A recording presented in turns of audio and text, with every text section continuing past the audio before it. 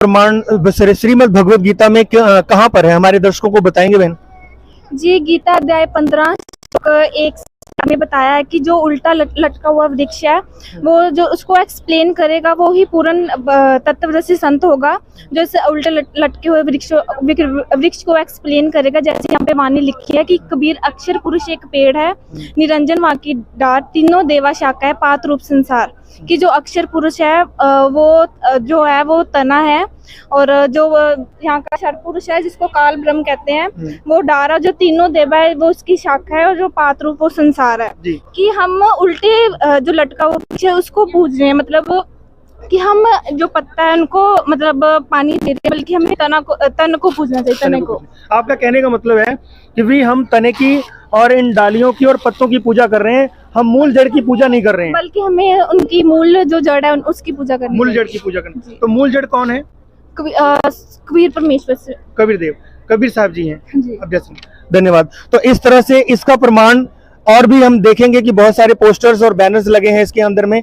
हम जानेंगे कि आखिर तीन भगवान और तीन प्रभुओं की जो भक्ति की विधि है, तरीका है, क्या है, और आखिर उसका और प्रमाण कहाँ है। यहाँ पर बहुत सारे बड़े बड़े फ्लैग्स लगे हैं जो कि हम अपने दर्शकों को दिखाएंगे कि किस तरह से हैं। तो इसमें क्या कुछ लिखा हुआ है हमारे दर्शकों को हम दिखाते हैं। तो इस वक्त हमारे देख सकते हैं, हम अपने कैमरा पर्सन से गुजारिश करेंगे कि इधर बहुत सारे ऐसे पिक्चराइजेशन के माध्यम से कुछ यहाँ पर लिखा है, ज्योति निरंजन काल ब्रह्म के 21 ब्रह्मांड, और मुझे कुछ समझ में नहीं आ रहा। हम इसके बारे में यहाँ पर जो सेवादार यहाँ पर इसकी सेवा को समझा रहे हैं उनसे हम पूछते हैं ये क्या कुछ है। हाँ जी, नमस्कार जी। सत साहिब, क्या कुछ है इसके बारे में हमारे दर्शकों को बताएंगे? देखो, जैसे हमने साइंस कॉस्मोलॉजी में पढ़ा हुआ है कि ये एक यूनिवर्स के अंदर एक अर्थ आती है, इसी तरीके से संत रामपाल जी महाराज जी ने उस यूनिवर्स का जो मैप है वो यहाँ पे ड्रॉ करके दिया है। संत रामपाल जी महाराज जी हमें बताते हैं कि एक यूनिवर्स मतलब एक ब्रह्मांड का लघु चित्र उन्होंने ड्रॉ किया है, जिसमें बताया कि ये पृथ्वी लोक है। इसके अलावा जो इनके प्रधान है, मतलब जो हमारे तीन लोक के जो प्रधान है, जैसे पृथ्वी लोक, स्वर्ग लोक और नरक लोक के जो प्रधान है वो श्री ब्रह्मा जी, विष्णु जी और महेश जी हैं। ये सिर्फ तीन लोक के प्रधान है।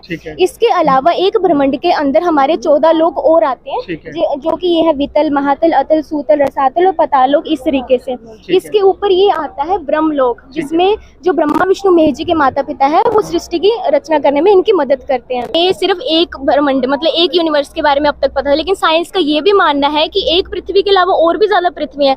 इसी तरीके से संत रामपाल जी महाराज जी ने ये बताया है कि एक यूनिवर्स के अलावा 20 यूनिवर्स और ज्यादा है, कुल मिला के 21 यूनिवर्स है।